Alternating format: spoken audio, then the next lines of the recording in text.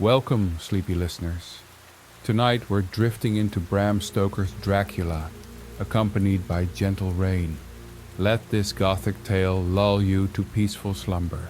A heartfelt thanks to my Patreon supporters. If you enjoy this audiobook and would like access to exclusive content, please consider supporting me. Now, let's dim the lights, get comfortable, and allow the rain and the story to carry you away. Sweet dreams, and beware the children of the night. Dracula. Chapter 1. Jonathan Harker's journal, kept in shorthand. The 3rd of May. Bistritz. Left Munich at 8:35 p.m. on the 1st of May, arriving at Vienna early next morning. Should have arrived at 6:46, but train was an hour late. Budapest seems a wonderful place. From the glimpse which I got of it from the train, and the little I could walk through the streets. I feared to go very far from the station, as we had arrived late, and would start as near the correct time as possible. The impression I had was that we were leaving the west and entering the east, the most western of splendid bridges over the Danube, which is here of noble width and depth, took us among the traditions of Turkish rule. We left in pretty good time and came after nightfall to Klausenburg. Here I stopped for the night at the Hotel Royal. I had for dinner, or rather supper, a chicken done up some way with red pepper, which was very good but thirsty. Ma'am, get recipe for Mina.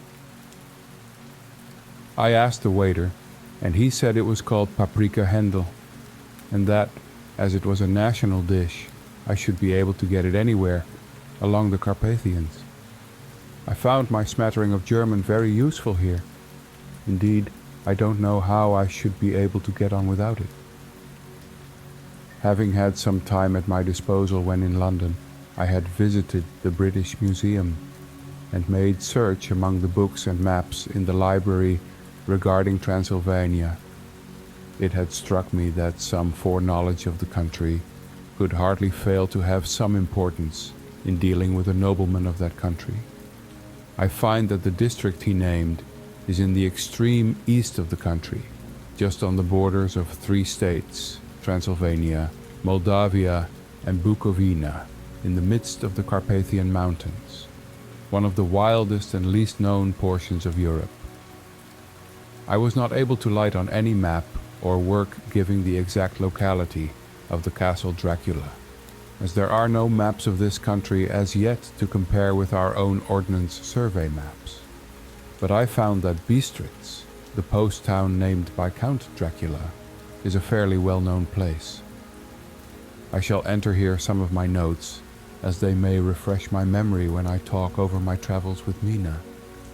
In the population of Transylvania there are 4 distinct nationalities: Saxons in the south, and mixed with them the Wallachs, who are the descendants of the Dacians, Magyars in the west, and Sekeles in the east and north. I am going among the latter, who claim to be descended from Attila and the Huns. This may be so, for when the Magyars conquered the country in the 11th century, they found the Huns settled in it. I read that every known superstition in the world is gathered into the horseshoe of the Carpathians, as if it were the center of some sort of imaginative whirlpool. If so, my stay may be very interesting. Mem, I must ask the Count all about them. I did not sleep well, though my bed was comfortable enough, for I had all sorts of queer dreams. There was a dog howling all night under my window, which may have had something to do with it, or it may have been the paprika, for I had to drink up all the water in my carafe, and was still thirsty. Towards morning I slept and was wakened by the continuous knocking at my door, so I guess I must have been sleeping soundly then. I had for breakfast more paprika and a sort of porridge of maize flour, which they said was mamaliga, and eggplant stuffed with forcemeat, a very excellent dish, which they call impletata, Mem, get recipe for this also.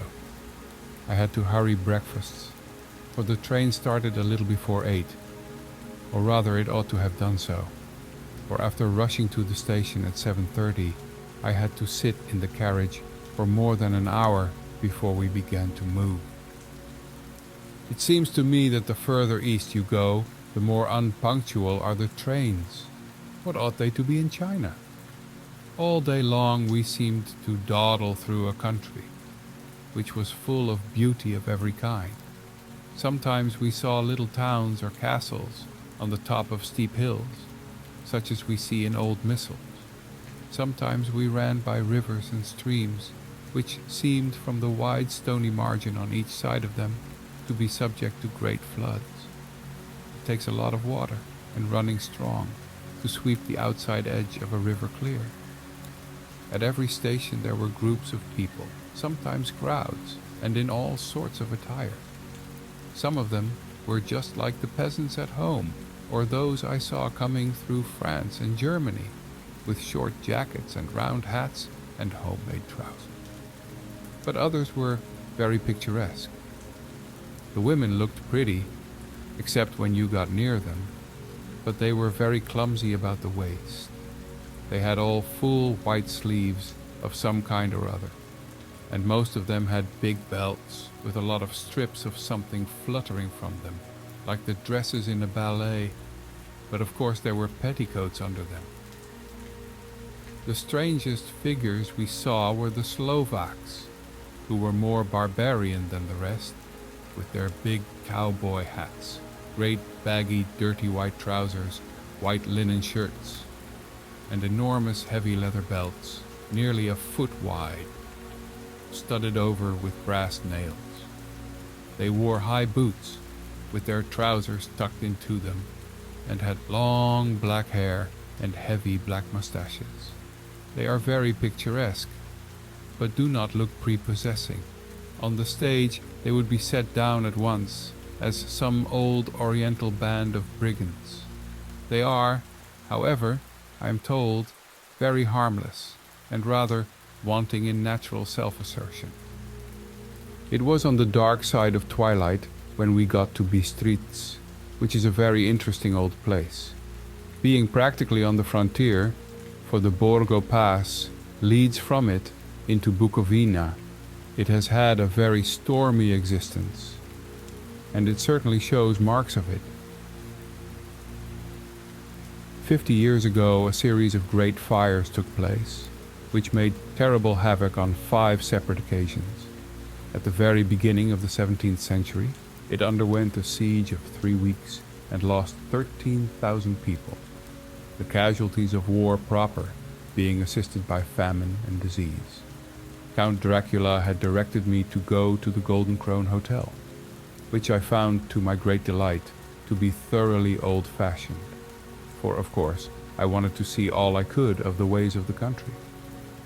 I was evidently expected, for when I got near the door I faced a cheery-looking elderly woman in the usual peasant dress, white undergarment with long double apron, front and back, of colored stuff fitting almost too tight for modesty.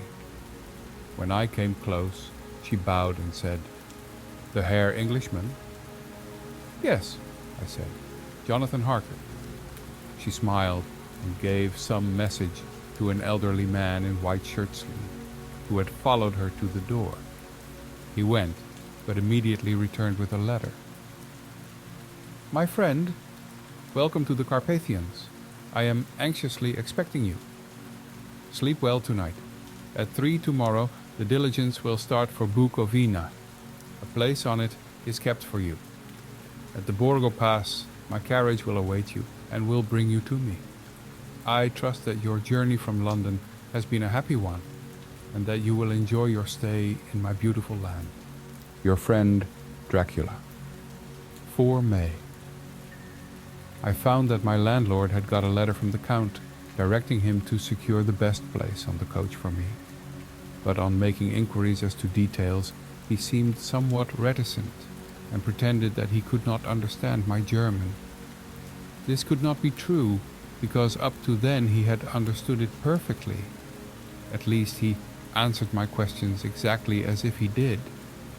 He and his wife, the old lady who had received me, looked at each other in a frightened sort of way. He mumbled out that the money had been sent in a letter, and that was all he knew.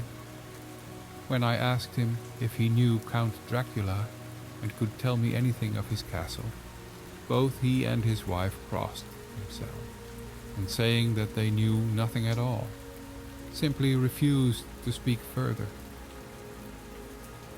It was so near the time of starting that I had no time to ask anyone else, for it was all very mysterious and not by any means comforting. Just before I was leaving, the old lady came up to my room and said in a very hysterical way, "Must you go? Oh, young hare, must you go?"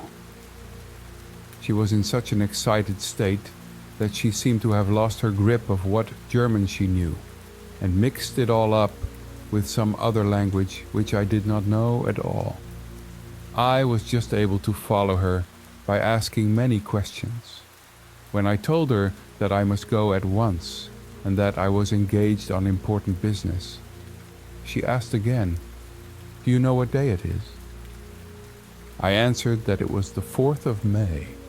She shook her head as she said again, "Oh yes, I know that, I know that. But do you know what day it is?"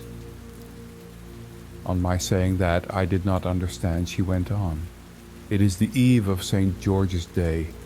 Do you not know that tonight, when the clock strikes midnight, all the evil things in the world will have full sway?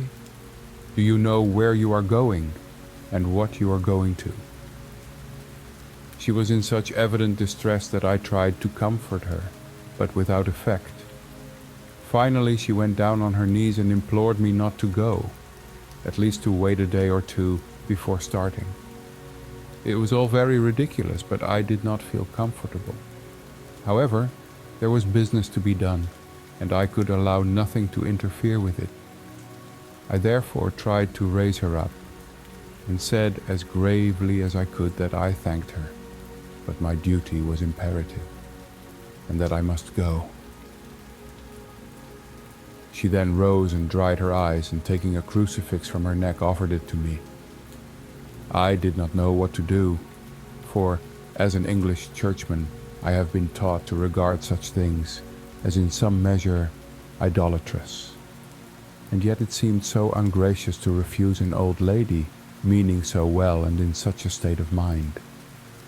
She saw, I suppose, the doubt in my face, for she put the rosary round my neck and said, "For your mother's sake," and went out of the room. I am writing up this part of the diary whilst I am waiting for the coach, which is of course late, and the crucifix is still round my neck.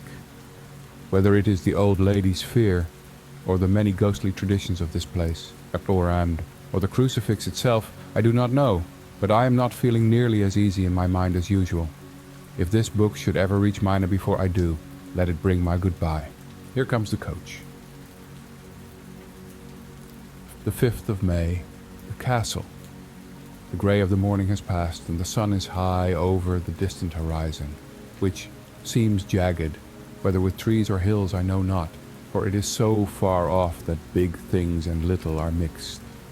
I am not sleepy, and as I am not to be called till I awake, naturally I write till sleep comes. There are many odd things to put down, and lest who reads them may fancy that I dined too well before I left Bistritz, let me put down my dinner exactly. I dined on what they called rubber steak, bits of bacon, onion, and beef, seasoned with red pepper, and strung on sticks and roasted over the fire in the simple style of the London cat's meat. The wine was golden Midiash, which produces a queer sting on the tongue, which is, however, not disagreeable. I had only a couple of glasses of this, and nothing else. When I got on the coach, the driver had not taken his seat, and I saw him talking with the landlady. They were evidently talking of me, for every now and then they looked at me, and some of the people who were sitting on the bench outside the door, which they call by a name meaning word-bearer, came and listened, and then looked at me, most of them pityingly. I could hear a lot of words often repeated, queer words, for there were many nationalities in the crowd. So I quietly got my polyglot dictionary from my bag and looked them out. I must say they were not cheering to me, for amongst them were Ordog, Satan, Pokol, Hell, Stragoica, Witch, Vrolok, and Vilkoslak, both of which mean the same thing, one being Slovak and the other Servian, for something that is either werewolf or vampire. Mem, I must ask the Count about these superstitions. When we started, the crowd round the inn door, which had by this time swelled to a considerable size, all made the sign of the cross and pointed 2 fingers towards me. With some difficulty, I got a fellow passenger to tell me what they meant. He would not answer at first, but on learning that I was English, he explained that it was a charm or guard against the evil eye. This was not very pleasant for me, just starting for an unknown place to meet an unknown man, but everyone seemed so kind-hearted and so sorrowful and so sympathetic that I could not but be touched. I shall never forget the last glimpse which I had of the inn yard and its crowd of picturesque figures, all crossing themselves as they stood round the wide archway with its background of rich foliage of oleander and orange trees in green tubs clustered in the center of the yard. Then our driver, whose wide linen drawers covered the whole front of the box seat, Gutsa, they call them, cracked his big whip over his 4 small horses, which ran abreast, and we set off on our journey. I soon lost sight and recollection of ghostly fears in the beauty of the scene as we drove along, although had I known the language, or rather languages which my fellow passengers were speaking, I might not have been able to throw them off so easily. Before us lay a green, sloping land full of forests and woods, with here and there steep hills, crowned with clumps of trees or with farmhouses, the blank gable end to the road. There was everywhere a bewildering mass of fruit blossom, apple, plum, pear, cherry, and as we drove by I could see the green grass under the trees, spangled with the fallen petals. In and out amongst these green hills of what they call here the Mittelland ran the road, losing itself as it swept round the grassy curve, or was shut out by the straggling ends of pine woods, which here and there ran down the hillsides like tongues of flame. The road was rugged, but still we seemed to fly over it with a feverish haste. I could not understand then what the haste meant, but the driver was evidently bent on losing no time in reaching Borgo Prund. I was told that this road is in summertime excellent, but that it had not yet been put in order after the winter snows. In this respect, it is different from the general run of roads in the Carpathians, for it is an old tradition that they are not to be kept in too good order.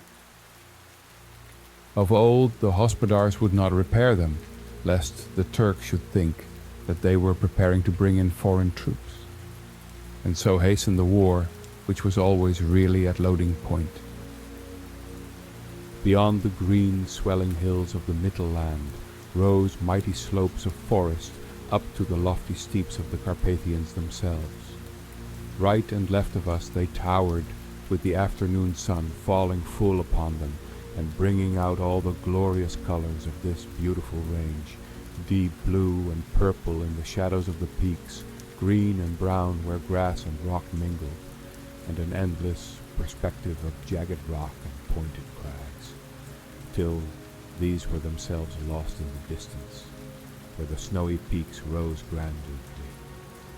Here and there seemed mighty rifts in the mountains, through which, as the sun began to sink, we saw now and again the white gleam of falling water. One of my companions touched my arm as we swept round the base of a hill and opened up the lofty snow-covered peak of a mountain, which seemed, as we wound on our serpentine way, to be right before us. "Look!" Wistenzek! God's seat. And he crossed himself reverently. As we wound on our endless way, and the sun sank lower and lower behind us, the shadows of the evening began to creep round us. This was emphasized by the fact that the snowy mountain top still held the sunset, and seemed to glow out with a delicate cool pink. Here and there we passed Czechs and Slovaks, all in picturesque attire, but I noticed that goiter was painfully prevalent. By the roadside were many crosses, and as we swept by, my companions all crossed themselves. Here and there was a peasant man or woman kneeling before a shrine, who did not even turn round as we approached, but seemed in the self-surrender of devotion to have neither eyes nor ears for the outer world. There were many things new to me, for instance, hayricks in the trees, and here and there very beautiful masses of weeping birch, their white stems shining like silver through the delicate green of the leaves. Now and again we passed a lighter wagon, the ordinary peasant's cart, with its long snake-like vertebra, calculated to suit the inequalities of the road.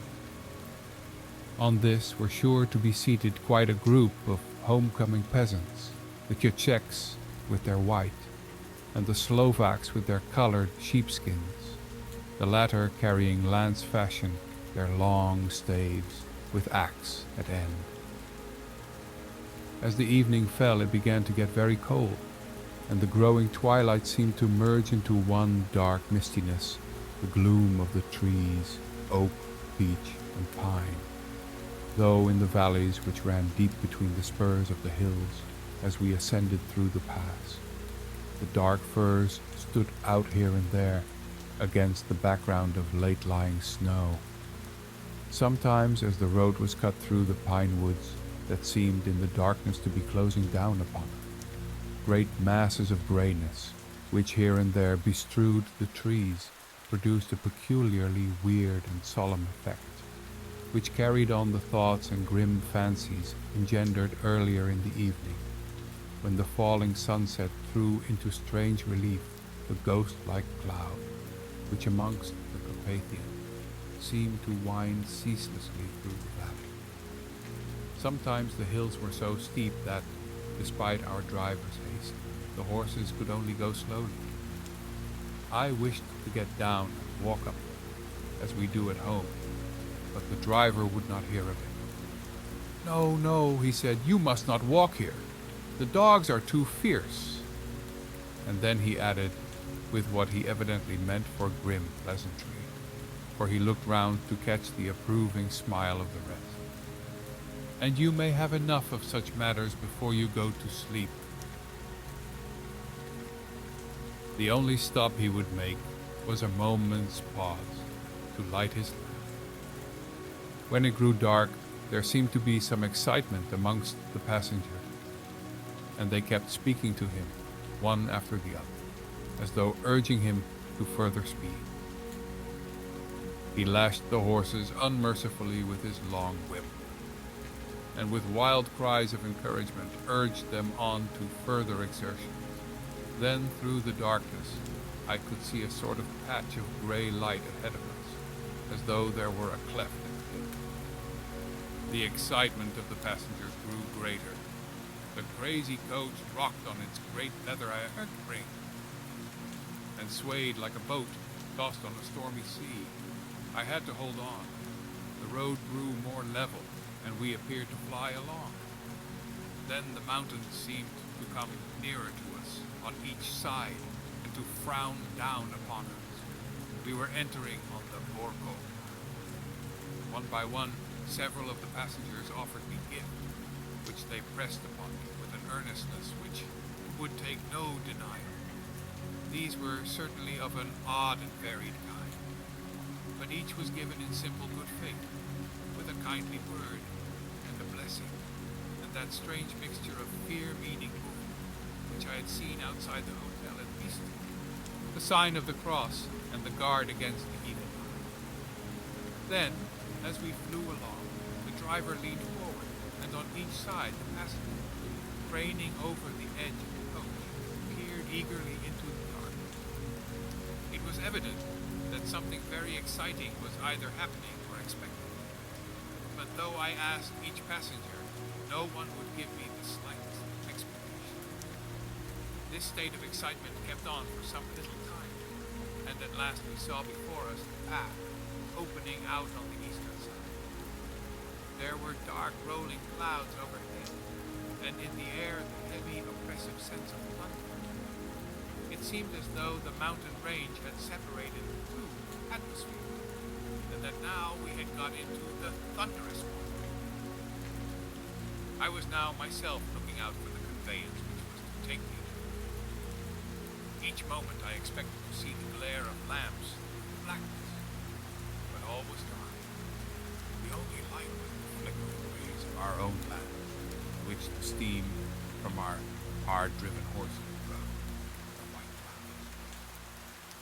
We could see now the sandy road lying white before us, but there was on it no sign of a vehicle. The passengers drew back with a sigh of gladness, which seemed to mock my own disappointment. I was already thinking what I had best do, when the driver, looking at his watch, said to the others something which I could hardly hear. It was spoken so quietly and in so low a tone. I thought it was an hour less than the time. Then, turning to me, he said in German worse than my own, "There is no carriage here. The Herr is not expected after all. He will now come on to Bukovina and return tomorrow or the next day. Better the next day." Whilst he was speaking, the horses began to neigh and snort and plunge wildly, so that the driver had to hold them up. Then, amongst a chorus of screams from the peasants and a universal crossing of themselves, a kalecha with 4 horses drove up behind us, overtook us, and drew up beside the coach. I could see from the flash of our lamps, as the rays fell on them, that the horses were coal-black and splendid animals. They were driven by a tall man, with a long brown beard and a great black hat, which seemed to hide his face from us. I could only see the gleam of a pair of very bright eyes, which seemed red in the lamplight. As he turned to us, he said to the driver, "You are early tonight, my friend." The man stammered in reply. The English Herr was in a hurry, to which the stranger replied, "That is why I suppose you wished him to go on to Bukovina. You cannot deceive me, my friend. I know too much, and my horses are swift." As he spoke he smiled, and the lamplight fell on a hard-looking mouth, with very red lips and sharp-looking teeth, as white as ivory. One of my companions whispered to another the line from Berger's Lenore, "Denn die Toten reiten schnell," for the dead travel fast. The strange driver evidently heard the words, for he looked up with a gleaming smile. The passenger turned his face away, at the same time putting out his 2 fingers and crossing himself. "Give me the Herr's luggage," said the driver, and with exceeding alacrity my bags were handed out and put in the caleche. Then I descended from the side of the coach, as the caleche was close alongside, the driver helping me with a hand which caught my arm in a grip of steel. His strength must have been prodigious. Without a word he shook his reins, the horses turned, and we swept into the darkness of the pass. As I looked back, I saw the steam from the horses of the coach by the light of the lamps, and projected against it the figures of my late companions crossing themselves. Then the driver cracked his whip and called to his horses, and off they swept on their way to Bukovina. As they sank into the darkness, I felt a strange chill, and a lonely feeling came over me, but a cloak was thrown over my shoulder, and a rug across my knee. and the driver said in excellent German, "The night is chill, mein Herr, and my master the Count bade me take all care of me. There is a flask of Slivovitz, the plum brandy of the country, underneath the seat, if you should require it." I did not take any, but it was a comfort to know it was there all the same. I felt a little strangely, and not a little frightened. I think had there been any alternative, I should have taken it, instead of prosecuting that unknown night journey. The carriage went at a hard pace, straight along. Then we made a complete turn and went along another straight road. It seemed to me that we were simply going over and over the same ground again, and so I took note of some salient points. Found that this was so. I would have liked to have asked the driver what this all meant, but I really feared to do so, for I thought that, placed as I was, any protest would have had no effect, in case there had been an intention to delay. By and by, however, as I was curious to know how the time was passing, I struck a match, and by its flame looked at my watch. It was within a few minutes of midnight. This gave me a sort of shock, for I suppose the general superstition about midnight was increased by my recent experiences. I waited with a sick feeling of suspense. Then a dog began to howl somewhere in a farmhouse far down the road, a long agonized wailing, as if from fear. The sound was taken up by another dog, and then another and another, till, borne on the wind which now sighed softly through the pass, a wild howling began, which seemed to come from all over the country, as far as the imagination could grasp it through the gloom of the night. At the first howl, the horses began to strain and rear, but the driver spoke to them soothingly, and they quieted down, but shivered and sweated as though after a runaway from sudden fright. Then, far off in the distance, from the mountains on each side of us, began a louder and a sharper howling, that of wolves, which affected both the horses and myself in the same way, for I was minded to jump from the caleche and run, whilst they reared again and plunged madly, so that the driver had to use all his great strength to keep them from bolting. In a few minutes, however, my own ears got accustomed to the sound, and the horses so far became quiet that the driver was able to descend and to stand before them. He petted and soothed them, and whispered something in their ears, as I have heard of a horse-tamer's doing, and with extraordinary effect, for under his caresses they became quite manageable again, though they still trembled. The driver again took his seat, and shaking his reins, started off at a great pace. This time, after going to the far side of the pass, he suddenly turned down a narrow roadway which ran sharply to the right.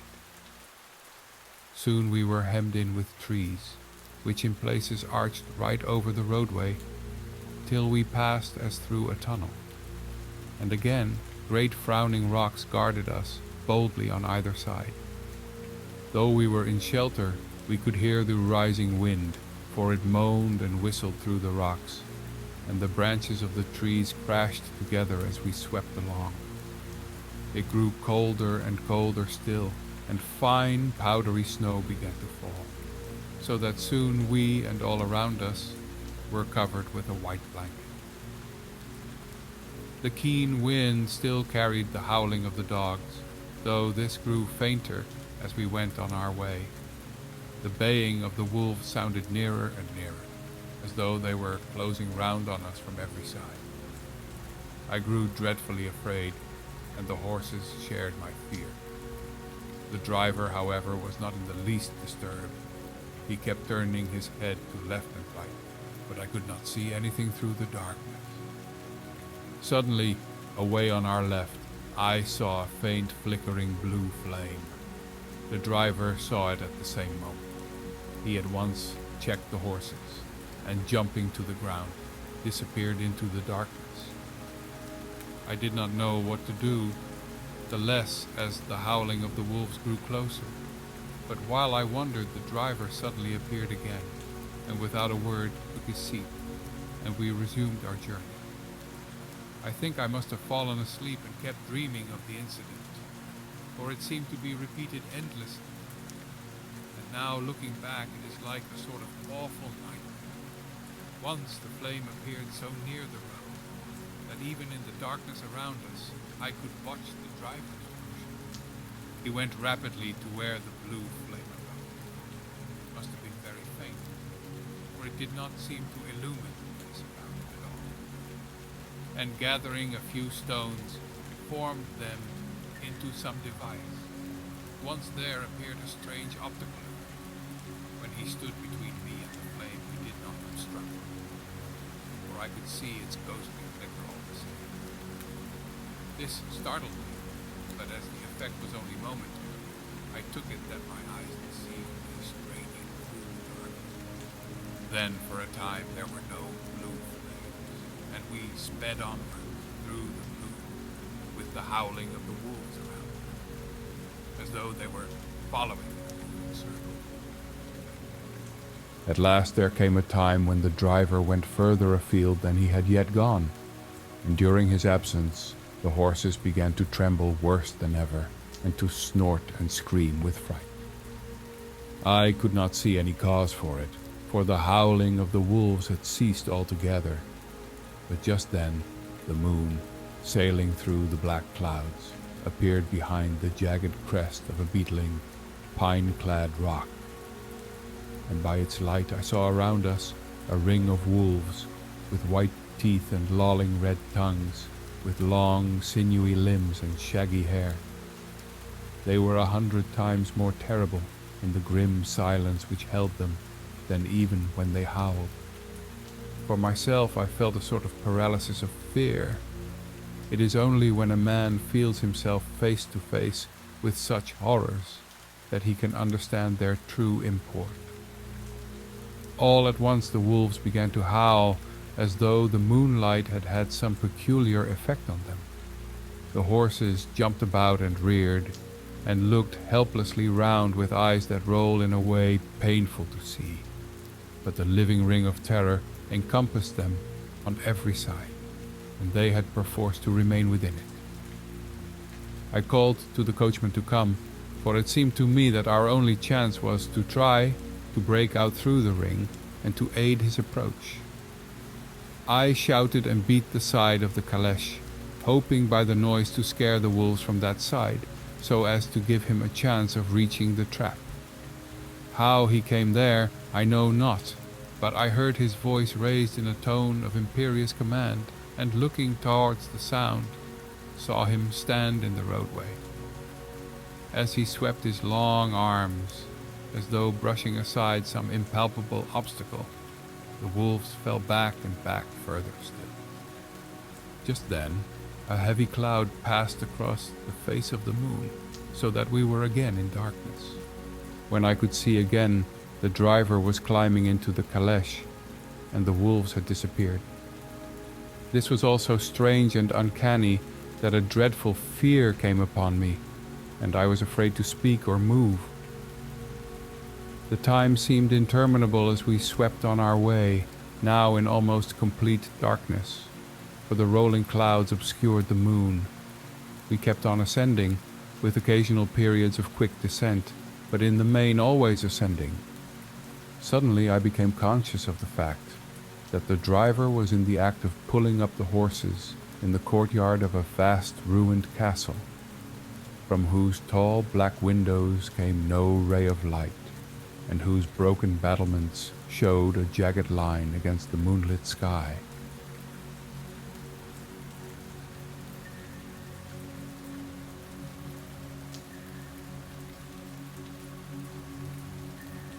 Chapter 2. Jonathan Harker's Journal, continued. 5 May. I must have been asleep, for certainly if I had been fully awake I must have noticed the approach of such a remarkable place. In the gloom the courtyard looked of considerable size. and as several dark ways led from it under great round arches, it perhaps seemed bigger than it really is. I have not yet been able to see it by daylight. When the caleche stopped, the driver jumped down and held out his hand to assist me to alight. Again, I could not but notice his prodigious strength. His hand actually seemed like a steel vice that could have crushed mine if he had chosen. Then he took out my traps and placed them on the ground beside me as I stood close to a great door, old and studded with large iron nails, and set in a projecting doorway of massive stone. I could see even in the dim light that the stone was massively carved, but that the carving had been much worn by time and weather. As I stood, the driver jumped again into his seat and shook the reins. The horses started forward, and trap and all disappeared down one of the dark openings. I stood in silence where I was, for I did not know what to do. Of bell or knocker there was no sign. Through these frowning walls and dark window openings, it was not likely that my voice could penetrate. The time I waited seemed endless, and I felt doubts and fears crowding upon me. What sort of place had I come to, and among what kind of people? What sort of grim adventure was it on which I had embarked? Was this a customary incident in the life of a solicitor's clerk, sent out to explain the purchase of a London estate to a foreigner? Solicitor's clerk? Mina would not like that. Solicitor, for just before leaving London I got word that my examination was successful, and I am now a full-blown solicitor. I began to rub my eyes and pinch myself to see if I were awake. It all seemed like a horrible nightmare to me, and I expected that I should suddenly awake and find myself at home with the dawn struggling in through the windows, as I had now and again felt in the morning after a day of overwork. But my flesh answered the pinching test, and my eyes were not to be deceived. I was indeed awake and among the Carpathians. All I could do now was to be patient and to wait the coming of the morning. Just as I had come to this conclusion, I heard a heavy step approaching behind the great door, and saw through the chinks the gleam of a coming light. Then there was the sound of rattling chains and the clanking of massive bolts drawn back. A key was turned with the loud grating noise of long disuse, and the great door swung back. Within stood a tall old man, clean-shaven, save for a long white mustache, and clad in black from head to foot, without a single speck of color about him anywhere. He held in his hand an antique silver lamp, in which the flame burned without chimney or globe of any kind, throwing long quivering shadows as it flickered in the draught of the open door. The old man motioned me in with his right hand with a courtly gesture, saying in excellent English, but with a strange intonation, "Welcome to my house. Enter freely and of your own will." He made no motion of stepping to meet me, but stood like a statue, as though his gesture of welcome had fixed him into stone. The instant, however, that I had stepped over the threshold, he moved impulsively forward, and holding out his hand, grasped mine with a strength which made me wince, an effect which was not lessened by the fact that it seemed as cold as ice, more like the hand of a dead than a living man. Again he said, "Welcome to my house. Come freely, go safely, and leave something of the happiness you bring." The strength of the handshake was so much akin to that which I had noticed in the driver, whose face I had not seen, that for a moment I doubted if it were not the same person to whom I was speaking. So to make sure, I said interrogatively, "Then, Count Dracula?" He bowed in a courtly way as he replied, "I am Dracula, and I bid you welcome, Mr. Harker, to my house. Come in, the night air is chill, and you must need to eat and rest." As he was speaking, he put the lamp on a bracket on the wall, and stepping out, took my luggage. He had carried it in before I could forestall him. I protested, but he insisted. "Nay, sir, you are my guest. It is late, and my people are not available. Let me see to your comfort myself." He insisted on carrying my traps along the passage, and then up a great winding stair, and along another great passage, on whose stone floor our steps rang heavily. At the end of this, he threw open a heavy door, and I rejoiced to see within a well-lit room, in which a table was spread for supper, and on whose mighty hearth a great fire of logs, freshly replenished, flamed and flared. The Count halted, putting down my bags, closed the door, and crossing the room, opened another door, which led into a small octagonal room lit by a single lamp, and seemingly without a window of any sort. Passing through this, he opened another door and motioned me to enter. It was a welcome sight, for here was a great bedroom, well lighted and warmed with another log fire, also added to but lately, for the top logs were fresh, which sent the hollow roars up the wide chimney. The Count himself left my luggage inside and withdrew, saying, before he closed the door, "You will need, after your journey, to refresh yourself by making your toilet. I trust you will find all you wish. When you are ready, come into the other room, where you will find your supper prepared." The light and warmth and the Count's courteous welcome seemed to have dissipated all my doubts and fears. Having then reached my normal state, I discovered that I was half famished with hunger. So making a hasty toilet, I went into the other room. I found supper already laid out. My host, who stood on one side of the great fireplace, leaning against the stonework, made a graceful wave of his hand to the table, and said, "I pray you, be seated and sup how you please.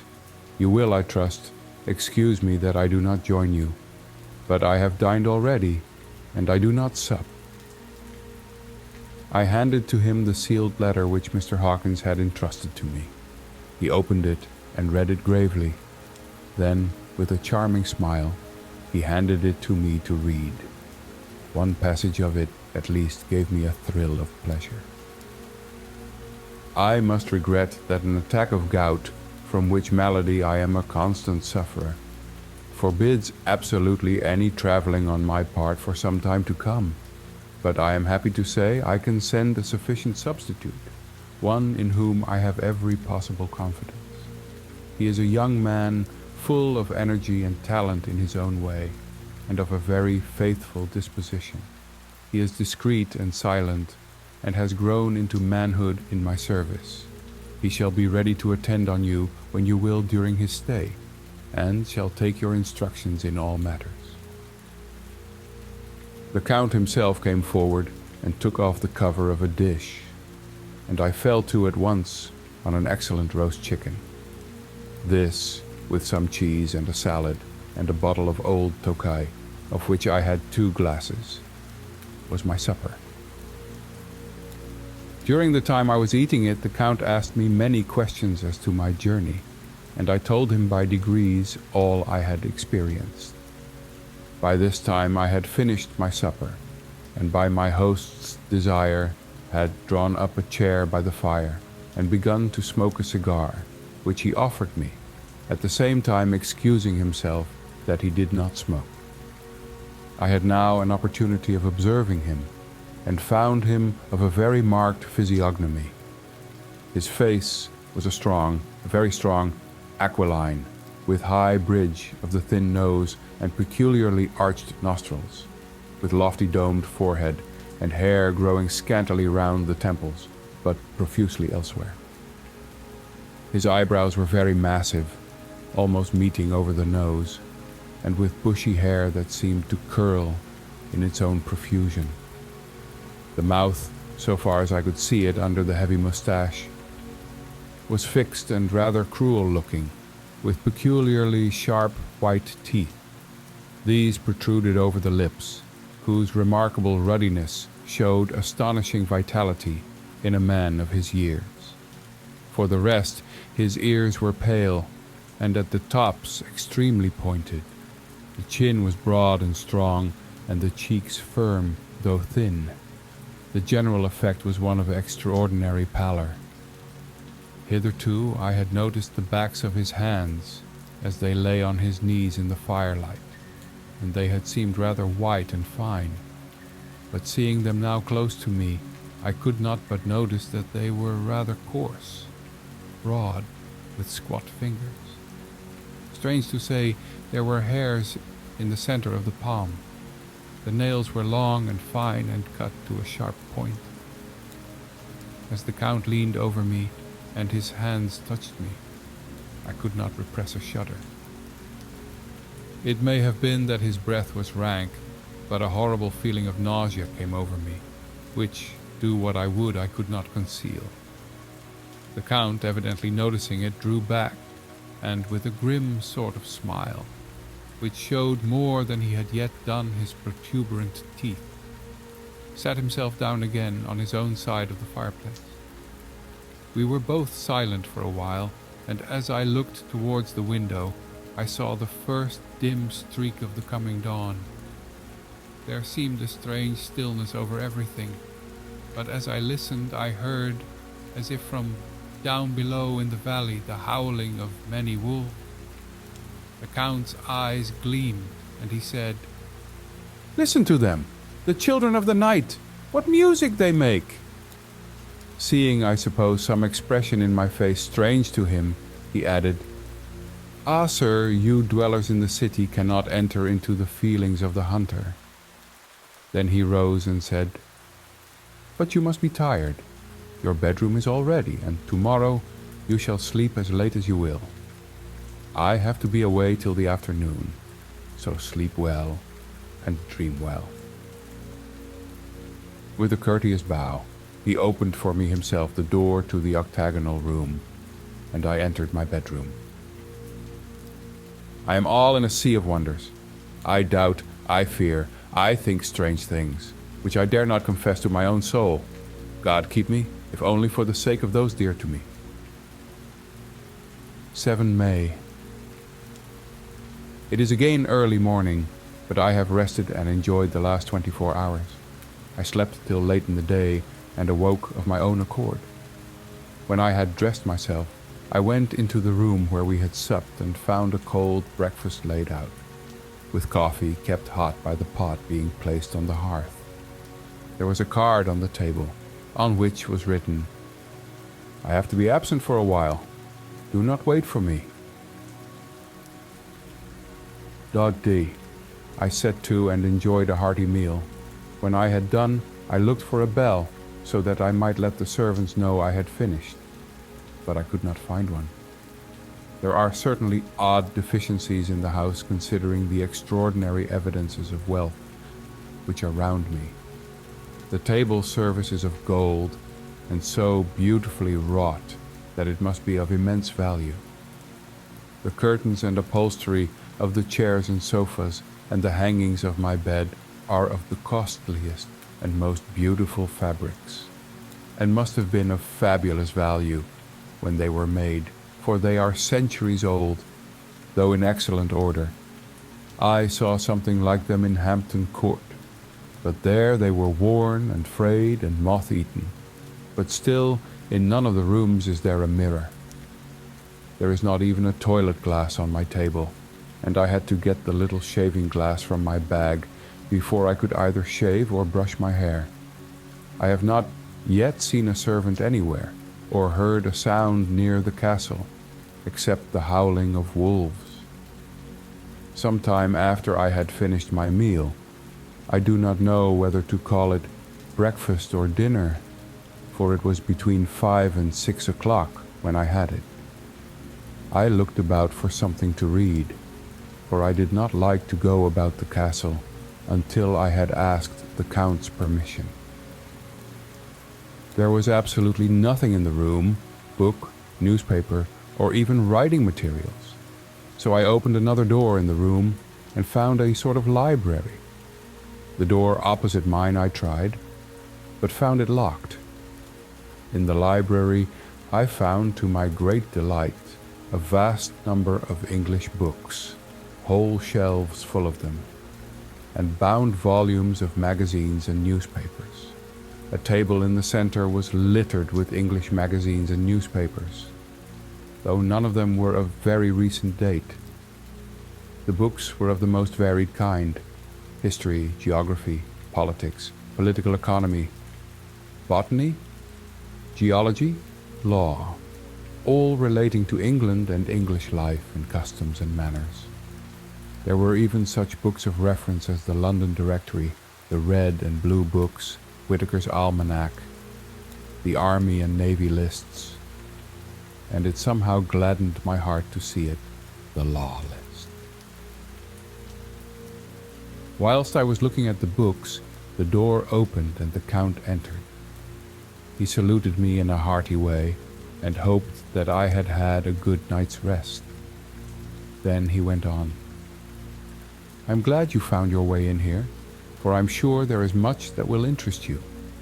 These companions," and he laid his hand on some of the books, "have been good friends to me, and for some years past, ever since I had the idea of going to London, have given me many, many hours of pleasure.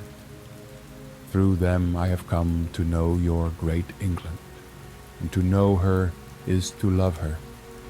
I long to go through the crowded streets of your mighty London, to be in the midst of the whirl and rush of humanity, to share its life, its change, its death, and all that makes it what it is. But alas, as yet I only know your tongue through books. To you, my friend, I look that I know it to speak."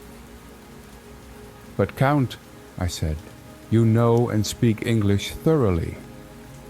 He bowed gravely.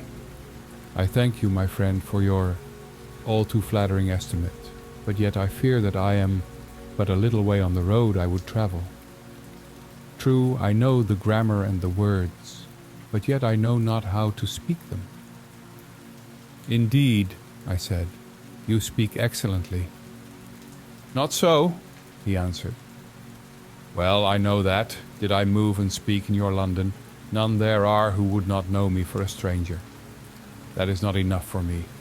Here I am noble, I am boyar. The common people know me, and I am master.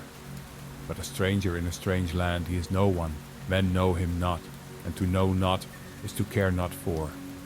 I am content if I am like the rest, so that no man stops if he see me, or pause in his speaking if he hear my words. Ha ha, a stranger. I have been so long master that I would be master still, or at least that none other should be master of me. You come to me not alone as agent of my friend Peter Hawkins of Exeter, to tell me all about my new estate in London. You shall, I trust, rest here with me a while, so that by our talking I may learn the English intonation, and I would that you tell me when I make error, even of the smallest, in my speaking. I am sorry that I had to be away so long today, but you will, I know, forgive one who has so many important affairs in hand." Of course, I said all I could about being willing, and asked if I might come into that room when I chose. He answered, "Yes, certainly," and added, "You may go anywhere you wish in the castle, except where the doors are locked, where of course you will not wish to go. There is reason that all things are as they are, and did you see with my eyes and know with my knowledge, you would perhaps better understand." I said I was sure of this, and then he went on. "We are in Transylvania, and Transylvania is not England. Our ways are not your ways, and there shall be to you many strange things. Nay, from what you have told me of your experiences already, You know something of what strange things there may be." This led to much conversation, and as it was evident that he wanted to talk, if only for talking's sake, I asked him many questions regarding things that had already happened to me or come within my notice. Sometimes he sheered off the subject, or turned the conversation by pretending not to understand, but generally he answered all I asked most frankly. Then, as time went on, and I had got somewhat bolder, I asked him of some of the strange things of the preceding night, as, for instance, why the coachman went to the places where he had seen the blue flames. He then explained to me that it was commonly believed that on a certain night of the year, last night in fact, when all evil spirits are supposed to have unchecked sway, a blue flame is seen over any place where treasure has been concealed. That treasure has been hidden, he went on, in the region through which you came last night. There can be but little doubt, for it was the ground fought over for centuries by the Wallachian, the Saxon, and the Turk. Why, there is hardly a foot of soil in all this region that has not been enriched by the blood of men, patriots, or invaders. In old days there were stirring times, when the Austrian and the Hungarian came up in hordes, and the patriots went out to meet them, men and women, the aged and the children too, and waited their coming on the rocks above the passes, that they might sweep destruction on them with their artificial avalanches. When the invader was triumphant, he found but little, for whatever there was had been sheltered in the friendly soil.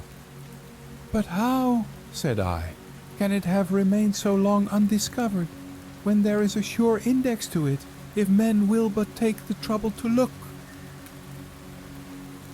The Count smiled, and as his lips ran back over his gums, the long, sharp canine teeth showed out strangely.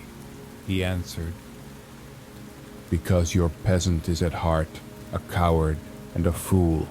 Those flames only appear on one night, and on that night no man of this land will, if he can help it, stir without his doors. And, dear sir, even if he did, he would not know what to do. Why, even the peasant that you tell me of, who marked the place of the flame, would not know where to look in daylight, even for his own work. Even you would not, I dare be sworn, be able to find these places again?" "There you are right," I said. "I know no more than the dead where even to look for them." Then we drifted into other matters. "Come," he said at last, "tell me of London and of the house which you have procured for me." With an apology for my remissness, I went into my own room to get the papers from my bag. Whilst I was placing them in order, I heard a rattling of china and silver in the next room, and as I passed through, noticed that the table had been cleared and the lamp lit, for it was by this time deep into the dark. The lamps were also lit in the study or library, and I found the Count lying on the sofa, reading, of all things in the world, an English Bradshaw's Guide. When I came in, he cleared the books and papers from the table, and with him I went into plans and deeds and figures of all sorts. He was interested in everything, and asked me a myriad questions about the place and its surroundings. He clearly had studied beforehand all he could get on the subject of the neighborhood, for he evidently at the end knew very much more than I did. When I remarked this, he answered, "Well, but my friend, is it not needful that I should? When I go there I shall be all alone, and my friend Harker, Jonathan, nay, pardon me, I fall into my country's habit of putting your patronymic first. My friend Jonathan Harker will not be by my side to correct and aid me. He will be in Exeter, miles away, probably working at papers of the law with my other friend, Peter Hawkins." So, we went thoroughly into the business of the purchase of the estate at Purfleet, When I had told him the facts and got his signature to the necessary papers, and had written a letter with them ready to post to Mr. Hawkins, he began to ask me how I had come across so suitable a place. I read to him the notes which I had made at the time, and which I inscribe here. At Purfleet on a by-road I came across just such a place as seemed to be required, and where was displayed a dilapidated notice that the place was for sale. It is surrounded by a high wall of ancient structure, built of heavy stones, and has not been repaired for a large number of years. The closed gates are of heavy old oak and iron, all eaten with rust. The estate is called Carfax, no doubt a corruption of the old quatre face, as the house is four-sided, agreeing with the cardinal points of the compass. It contains in all some 20 acres, quite surrounded by the solid stone wall above mentioned.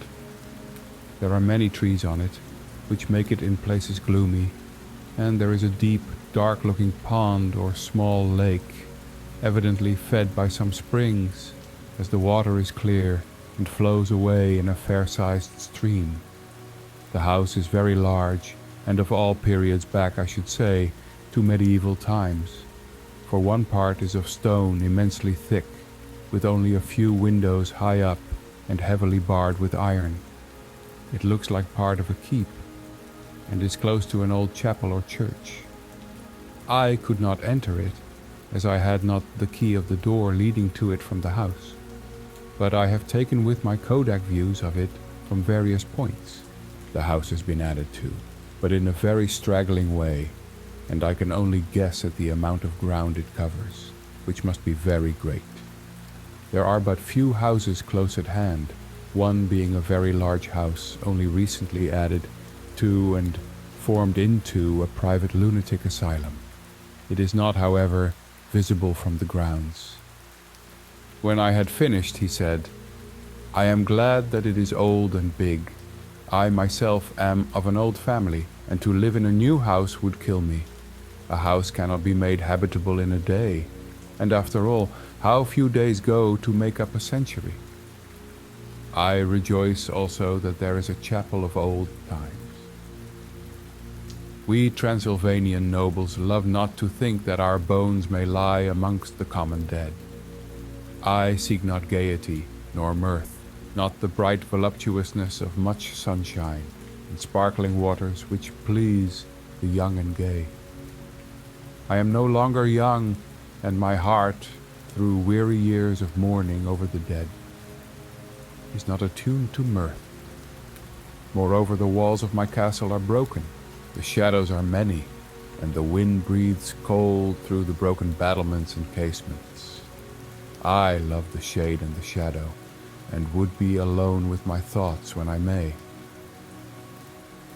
Somehow his words and his look did not seem to accord, or else it was that his cast of face made his smile look malignant and saturnine.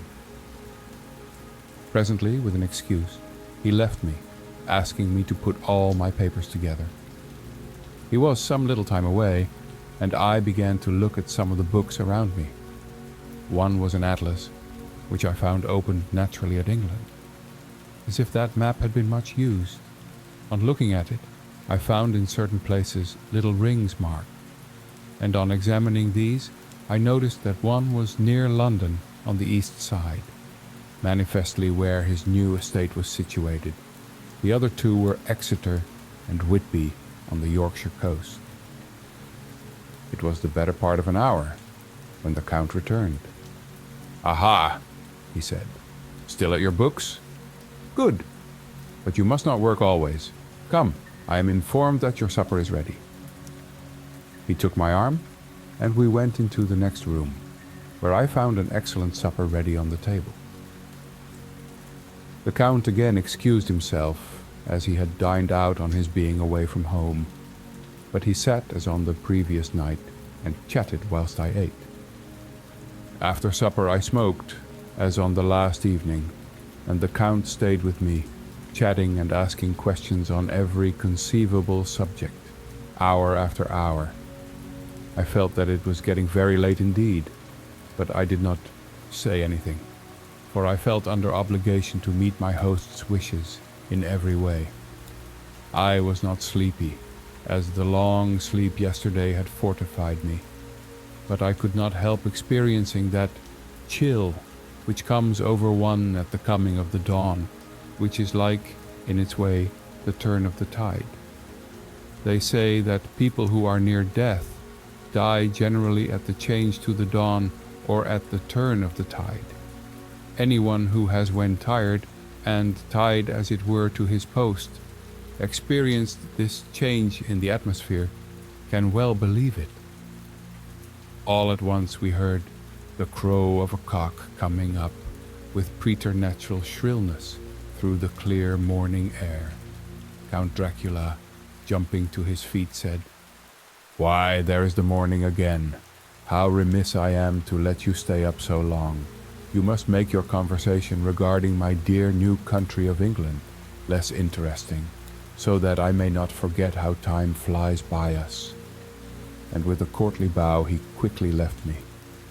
I went into my own room and drew the curtains, but there was little to notice. My window opened into the courtyard. All I could see was the warm grey of a quickening sky. So I pulled the curtains again and have written of this day. 8 May.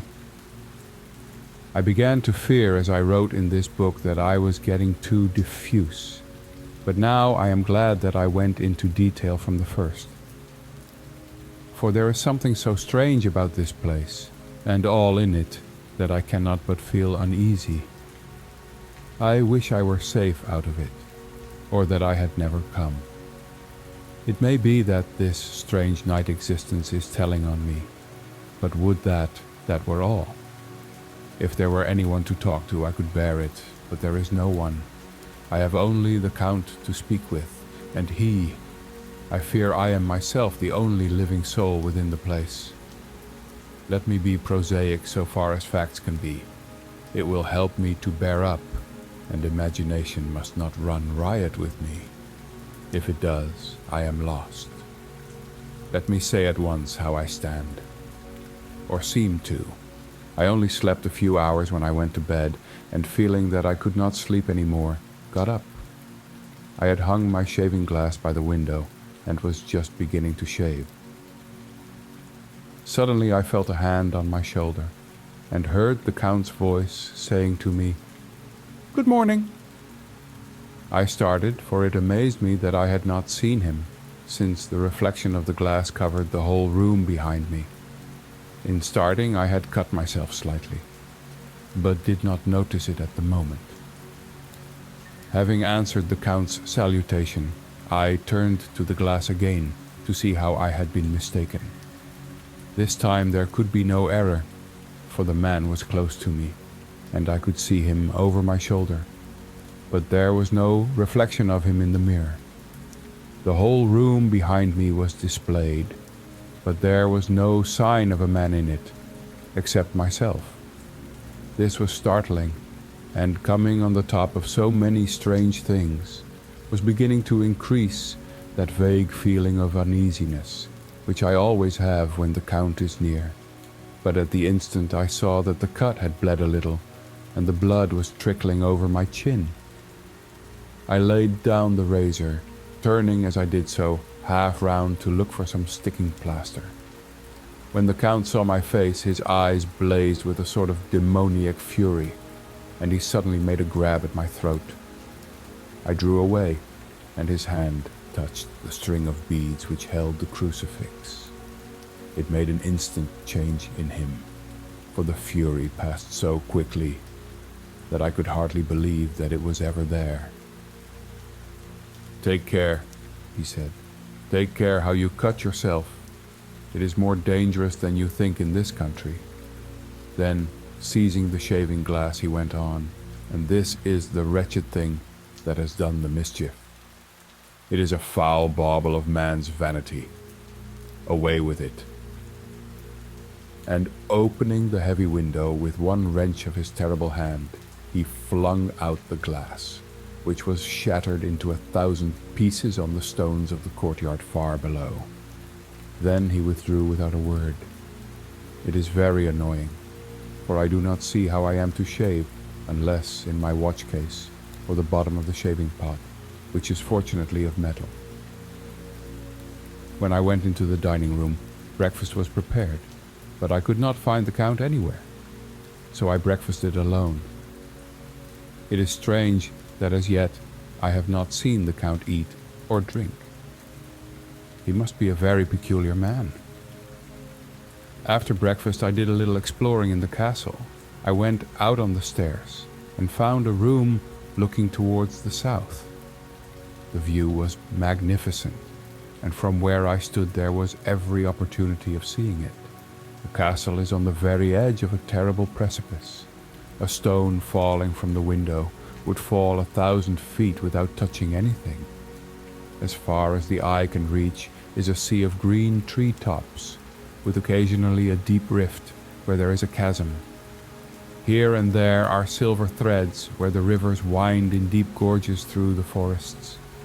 But I am not in heart to describe beauty, for when I had seen the view, I explored further. Doors, doors, doors everywhere, and all locked and bolted. In no place, save from the windows in the castle walls, is there an available exit. The castle is a veritable prison, and I am a prisoner.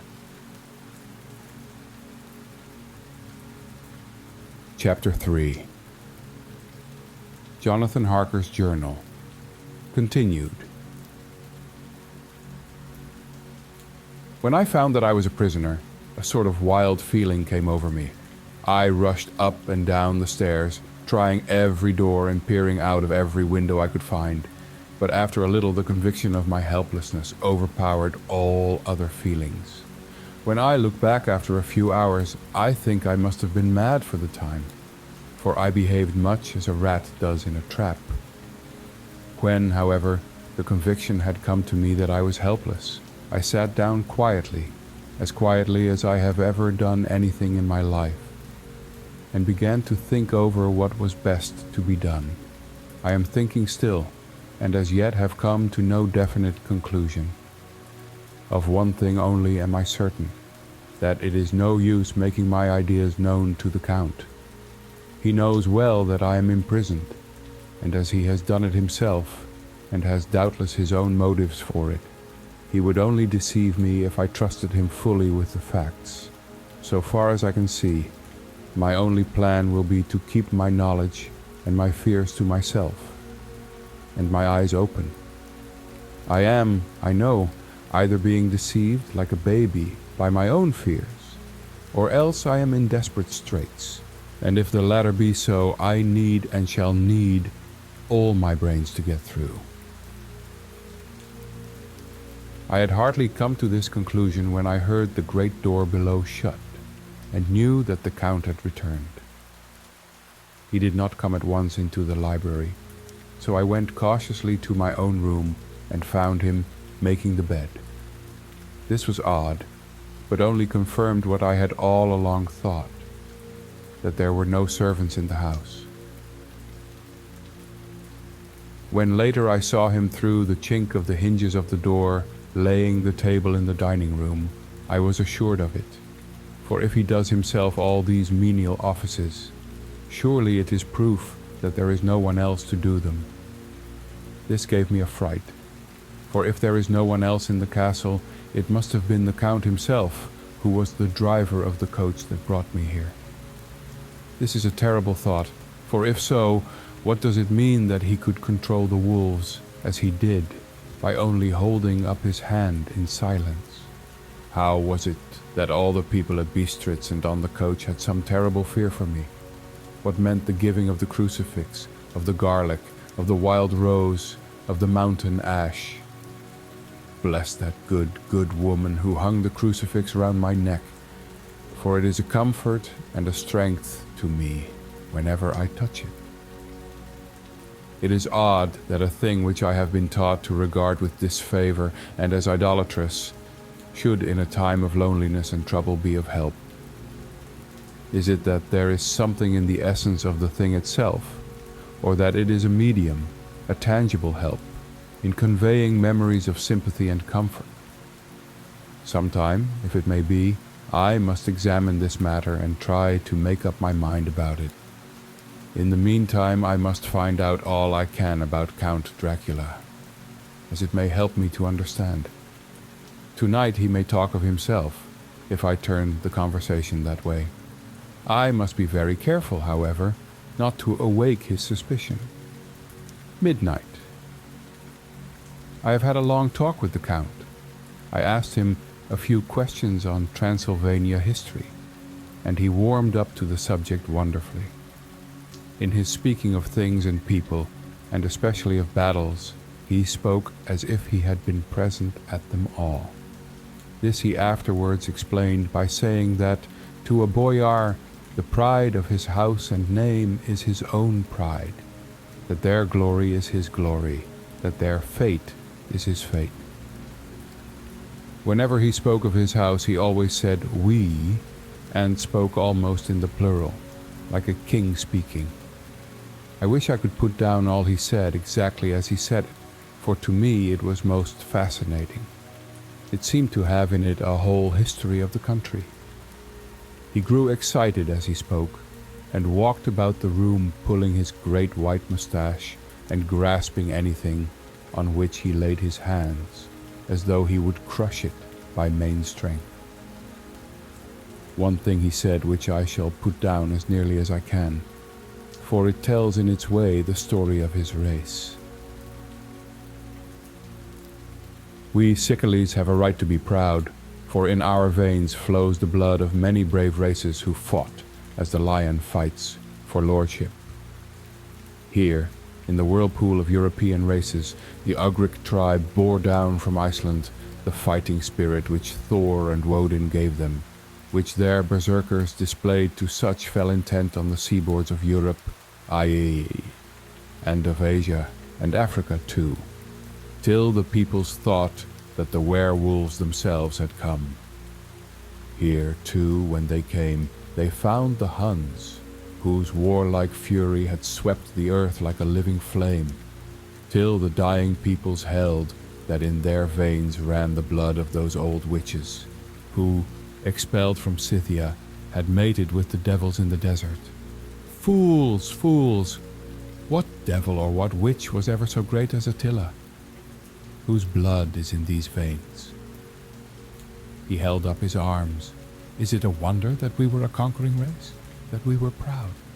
That when the Magyar, the Lombard, the Avar, the Bulgar, or the Turk poured his thousands on our frontiers, we drove them back? Is it strange that when Arpad and his legions swept through the Hungarian fatherland, he found us here when he reached the frontier? That the Honfoglalas was completed there? And when the Hungarian flood swept eastward, the Szekelys were claimed as kindred by the victorious Magyars, and to us for centuries was trusted the guarding of the frontier of Turkeyland. Aye, and more than that, endless duty of the frontier guard, for, as the Turks say, water sleeps and enemy is sleepless. Who more gladly than we throughout the four nations received the bloody sword, or at its warlike call flocked quicker to the standard of the king? When was redeemed that great shame of my nation, the shame of Kosovo, when the flags of the Wallach and the Magyar went down beneath the crescent? Who was it but one of my own race, who as Voivode crossed the Danube and beat the Turk on his own ground? This was a Dracula. Woe was it that his own unworthy when he had fought, told his people to the Turk, and brought the shame of slavery on them? Was it not this Dracula, indeed, who inspired that other of his race, who in a later age again and again brought his forces over the great river into Turkey, who, when he was beaten back, came again and again and again, though he had to come alone from the bloody field where his troops were being slaughtered, since he knew that he alone would ultimately triumph. They said that he thought only of himself, Bah! What good are peasants without a leader? Where ends the war without a brain and heart to conduct it? Again, when, after the Battle of Mohach, we threw off the Hungarian yoke, we of Dracula blood were amongst their leaders, for our spirit would not grow, that we were not free. Ah, young sir, the Seculians, and the Dracula, as their hearts their brains and their swords, can boast a record that mushroom grows, like the Habsburgs, and the Roman hopes can never reach. The warlike days are over. Blood is too precious a thing in these days of dishonorable war. The glories of the great races are as a tale that is told. It was by this time close on morning, and we went to bed.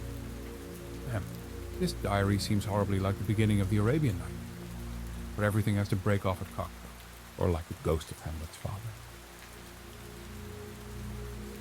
12 May. Let me begin with facts, bare, meager facts, verified by books and figures, and of which there can be no doubt. I must not confuse them with experiences which will have to rest on my own observation, or my memory of them.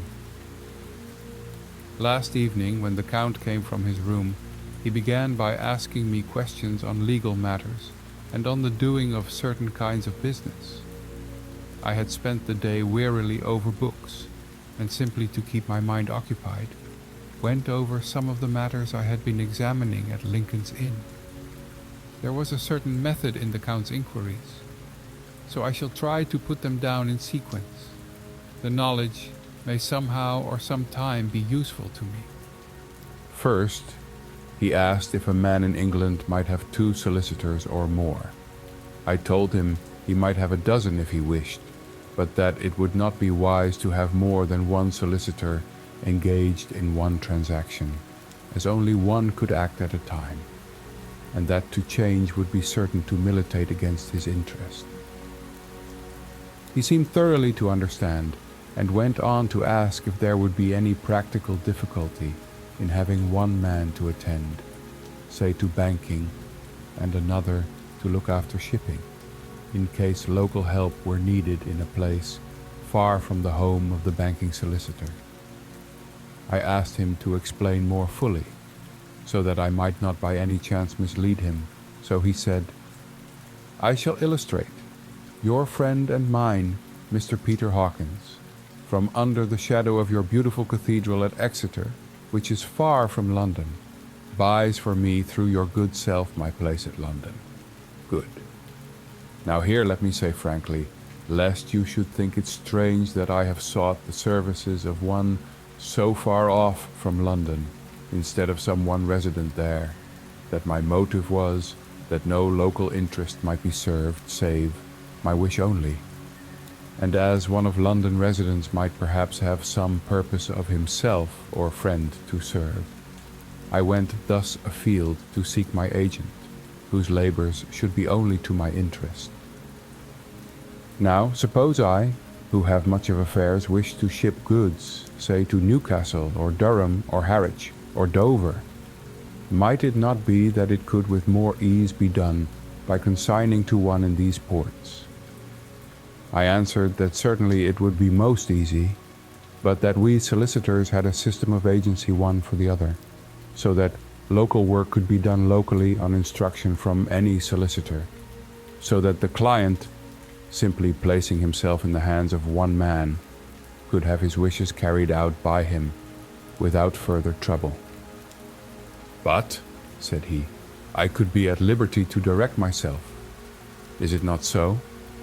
"Of course," I replied, "and such is often done by men of business who do not like the whole of their affairs to be known by any one person."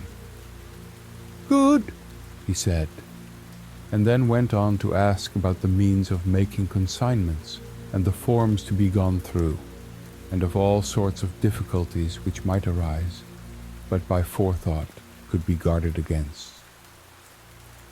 I explained all these things to him to the best of my ability, and he certainly left me under the impression that he would have made a wonderful solicitor, for there was nothing that he did not think of or foresee. For a man who was never in the country, and who did not evidently do much in the way of business. His knowledge and acumen were wonderful. When he had satisfied himself on these points of which he had spoken, and I had verified all as well as I could by the books available, he suddenly stood up and said, "Have you written since your first letter to our friend Mr. Peter Hawkins, or to any other?" It was with some bitterness in my heart that I answered that I had not, that as yet I had not seen any opportunity of sending letters to anybody.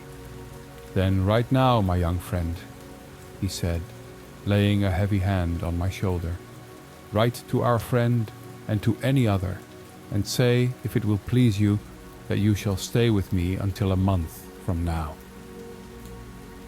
"Do you wish me to stay so long?" I asked, for my heart grew cold at the thought. "I desire it much. Nay, I will take no refusal. When your master, employer, what you will, engaged that someone should come on his behalf, it was understood that my needs only were to be consulted. I have not stinted. Is it not so?" What could I do but bow acceptance? It was Mr. Hawkins's interest, not mine, and I had to think of him, not myself.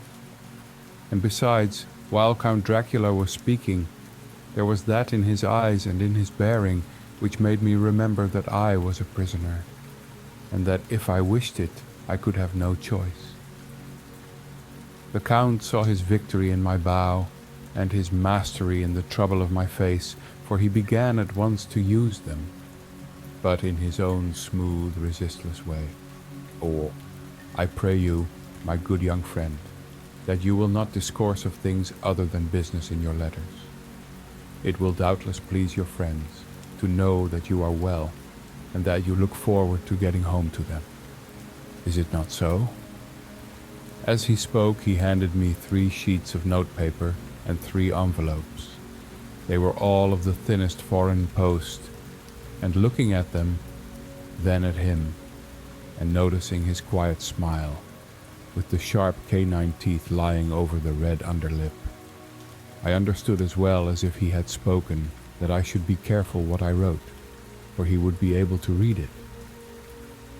So I determined to write only formal notes now, but to write fully to Mr. Hawkins in secret, and also to Mina, for to her I could write in shorthand, which would puzzle the Count if he did see it. When I had written my 2 letters, I sat quiet, reading a book whilst the Count wrote several notes, referring as he wrote them to some books on his table. Then he took up my 2 and placed them with his own and put by his writing materials, after which, the instant the door had closed behind him, I leaned over and looked at the letters, which were face down on the table. I felt no compunction in doing so, for under the circumstances I felt that I should protect myself in every way I could. One of the letters was directed to Samuel F. Billington, number 7, The Crescent, Whitby, another to Herr Leutner, Varna. The third was to Coates and Company, London, and the fourth to Herren Klopstock and Bilruth, bankers, Budapest. The second and fourth were unsealed. I was just about to look at them when I saw the door handle move. I sank back in my seat, having just had time to replace the letters as they had been and to resume my book before the Count, holding still another letter in his hand, entered the room. He took up the letters on the table and stamped them carefully, and then turning to me said, "I trust you will forgive me, but I have much work to do in private this evening. You will, I hope, find all things as you wish." At the door he turned, and after a moment's pause said, "Let me advise you, my dear young friend, nay, let me warn you with all seriousness, that should you leave these rooms, you will not by any chance go to sleep in any other part of the castle. It is old, and has many memories, and there are bad dreams for those who sleep unwisely. Be warned. should sleep now, or ever overcome you, or be like to do, then haste to your own chamber, or to these rooms, for your rest will then be safe. But if you be not careful in this respect, then... He finished his speech in a gruesome way, for he motioned with his hands, as if he were washing them. I quite understood. My only doubt was as to whether any dream could be more terrible than the unnatural, horrible net of gloom and mystery which seemed closing around me. Later, I endorsed the last words written, but this time there is no doubt in question. I shall not fear to sleep in any place where he is not. I have placed the crucifix over the head of my bed. I imagine that my rest is thus freer from dreams, and there it shall remain. When he left me, I went to my room. After a little while, not hearing any sound, I came out and went up the stone stair to where I could look out towards the south. There was some sense of freedom in the vast expanse, inaccessible though it was to me, as compared with the narrow darkness of the courtyard. Looking out on this, I felt that I was indeed in prison, and I seemed to want a breath of fresh air, though it were of the night. I am beginning to feel this nocturnal existence tell on me. It is destroying my nerve. I start at my own shadow, and am full of all sorts of horrible imaginings. God knows that there is ground for my terrible fear in this accursed place. I looked out over the beautiful expanse, bathed in soft yellow moonlight, till it was almost as light as day. In the soft light, the distant hills became melted, and the shadows in the valleys and gorges of velvety blackness.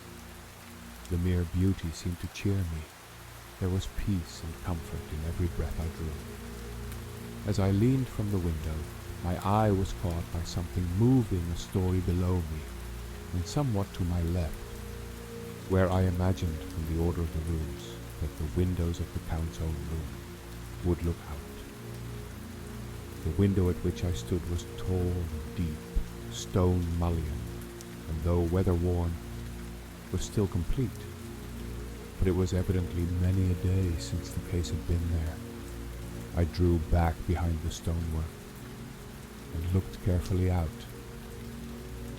What I saw was the Count's head coming out from the window.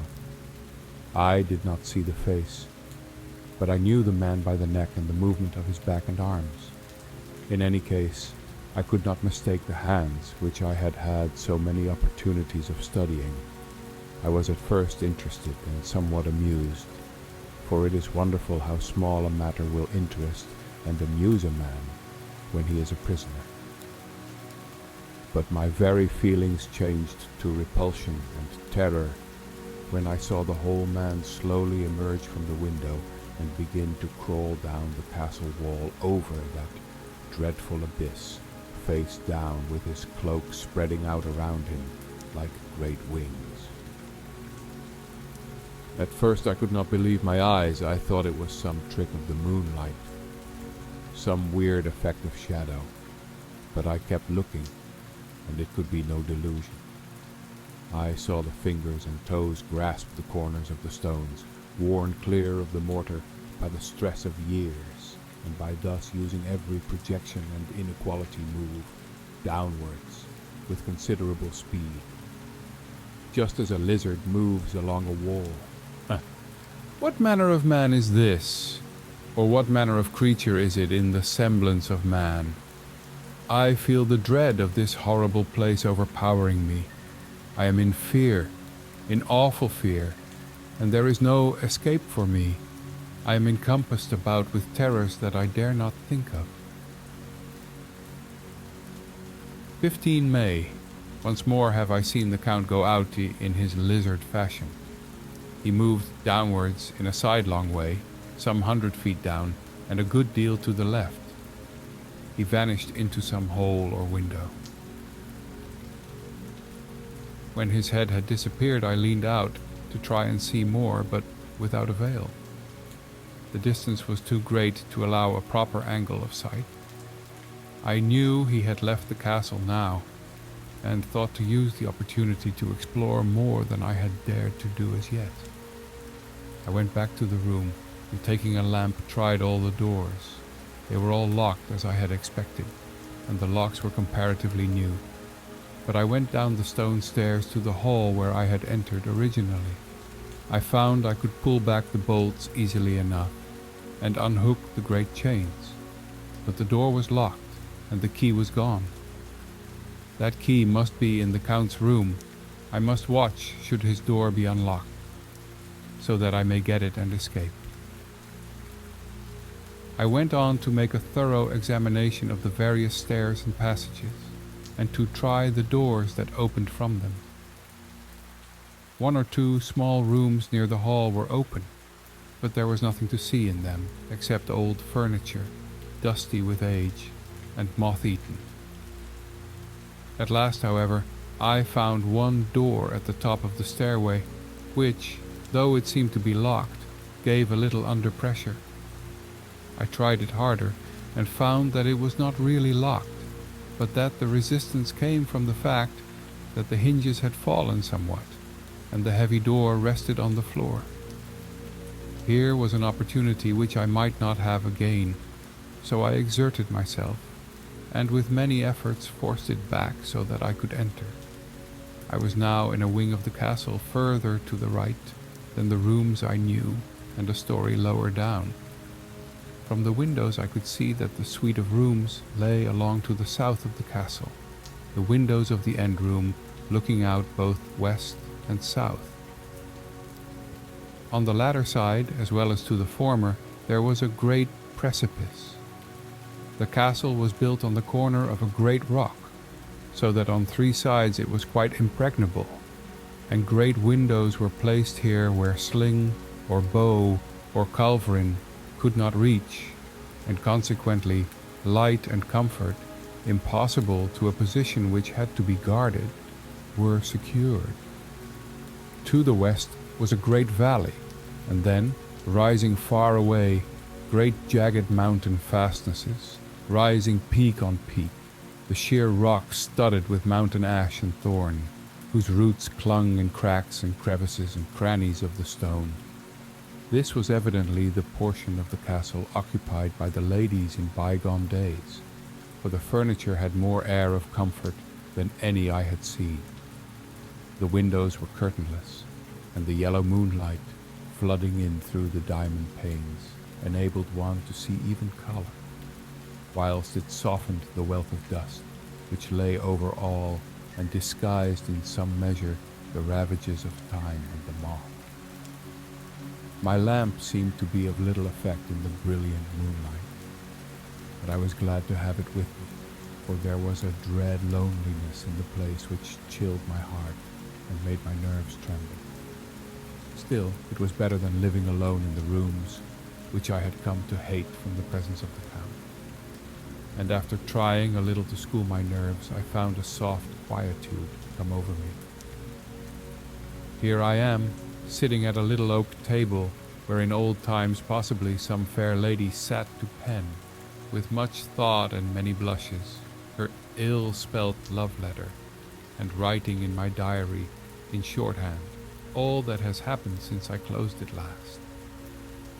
It is 19th century up to date with a vengeance, and yet, unless my senses deceive me, the old centuries had and have powers of their own which mere modernity cannot kill.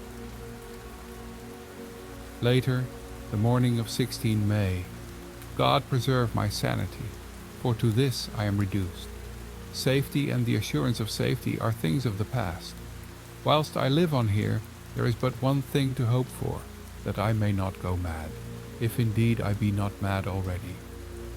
If I be sane, then surely it is maddening to think that of all the foul things that lurk in this hateful place, the Count is the least dreadful to me, that to him alone I can look for safety, even though this be only whilst I can serve his purpose.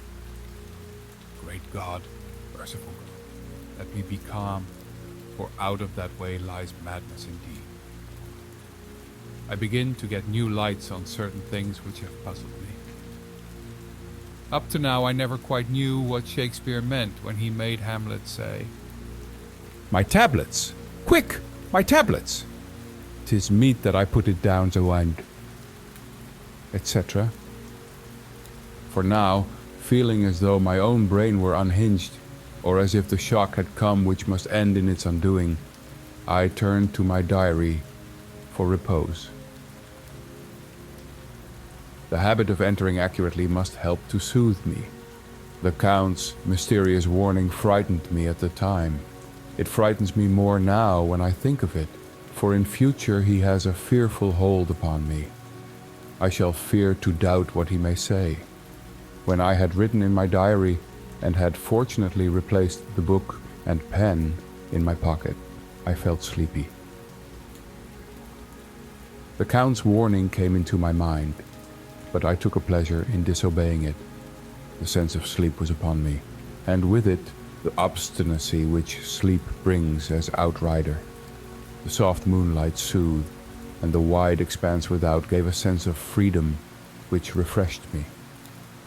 I determined not to return tonight to the gloom-haunted rooms, but to sleep here, where of old ladies had sat and sung and lived sweet lives, whilst their gentle breasts were sad for their menfolk away in the midst of remorseless wars.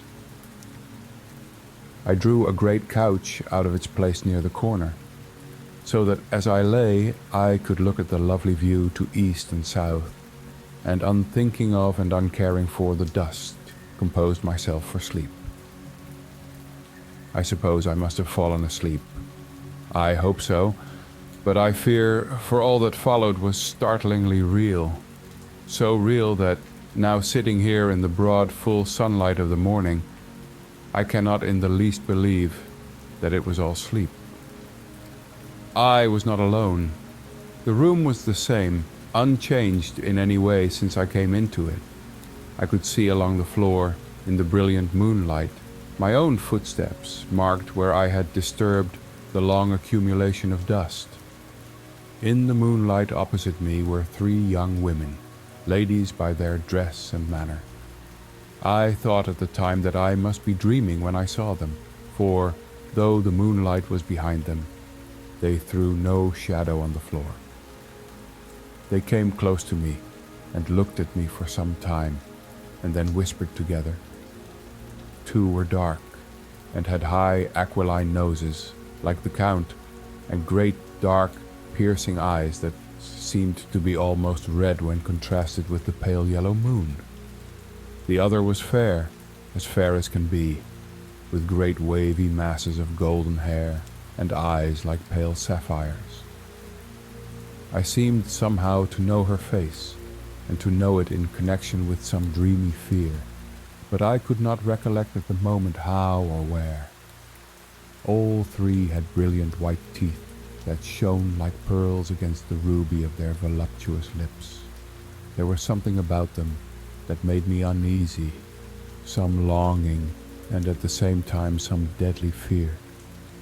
I felt in my heart a wicked burning desire that they would kiss me with those red lips. It is not good to note this down, lest some day it should meet Mina's eyes and cause her pain. But it is the truth. They whispered together, and then they all 3 laughed.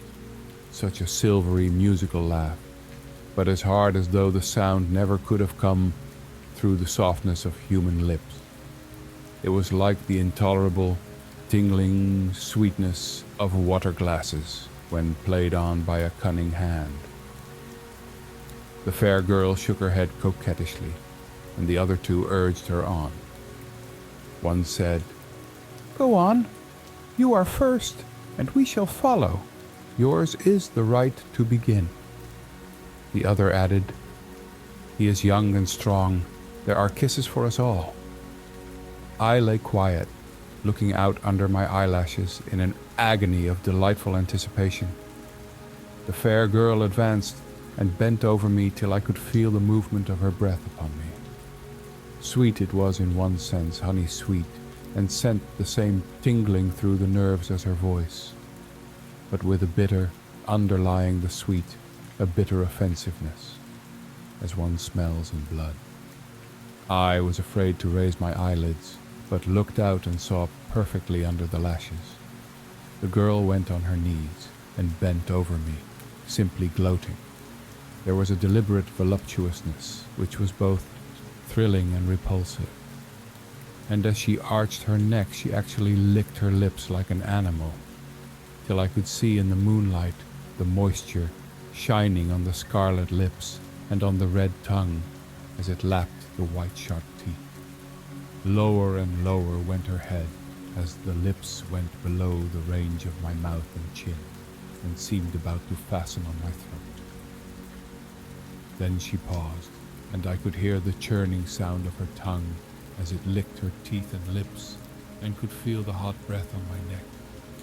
Then the skin of my throat began to tingle as one's flesh does when the hand that is to tickle it approaches nearer. Nearer. I could feel the soft, shivering touch of the lips and the super-sensitive skin of my throat, and the hard dents of two sharp teeth just touching and pausing. I closed my eyes in a languorous ecstasy and waited with beating heart. But at that instant another sensation swept through me as quick as lightning. I was conscious of the presence of the Count, and of his being as if lapped in a storm of fury. As my eyes opened involuntarily, I saw his strong hand grasp the slender neck of the fair woman, and with giant's power draw it back. The blue eyes transformed with fury, the white teeth champing with rage, and the fair cheeks blazing red with passion. But the Count, never did I imagine such wrath and fury, even to the demons of the pit. His eyes were positively blazing. The red light in them was lurid, as if the flames of hell fire blazed behind them. His face was deathly pale, and the lines of it were hard like drawn wires. The thick eyebrows that met over the nose now seemed like a heaving bar of white-hot metal. With a fierce sweep of his arm, he hurled the woman from him, and then motioned to the others, as though he were beating them back. It was the same imperious gesture that I had seen used to the wolves. In a voice which, though low and almost in a whisper, seemed to cut through the air and then ring round the room, he said, "How dare you touch him, any of you? How dare you cast eyes on him when I had forbidden it? Back, I tell you all. This man belongs to me. Beware how you meddle with him, or you'll have to deal with me." The fair girl, with a laugh of ribald coquetry, turned to answer him. "Oh, you yourself never loved, you never love." On this the other women joined, and such a mirthless, hard, soulless laughter rang through the room that it almost made me faint to hear. It seemed like the pleasure of fiends.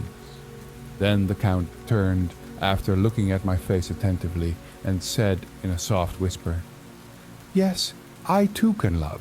You yourselves can tell it from the past. Is it not so? Well, now I promise you that when I am done with him, you shall kiss him at your will. Now go, go, I must awaken him, for there is work to be done." "Are we to have nothing tonight?" said one of them, with a low laugh, as she pointed to the bag which he had thrown upon the floor, and which moved as though there were some living thing within it. For answer he nodded his head. One of the women jumped forward and opened it. If my ears did not deceive me, there was a gasp and a low wail, as of a half-smothered child. The women closed around whilst I was aghast with horror, but as I looked, they disappeared, and with them the dreadful bag. There was no door near them, and they could not have passed me without my noticing. They simply seemed to fade into the rays of the moonlight and pass out through the window, for I could see outside the dim, shadowy forms for a moment before they entirely faded away. Then the horror overcame me, and I sank down unconscious. And so our journey through Dracula's dark world comes to an end.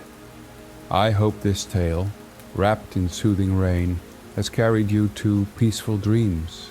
Thank you for listening. If you enjoyed this experience, please consider supporting on Patreon for more content. Until next time, sleep well, and may your nights be free of vampires.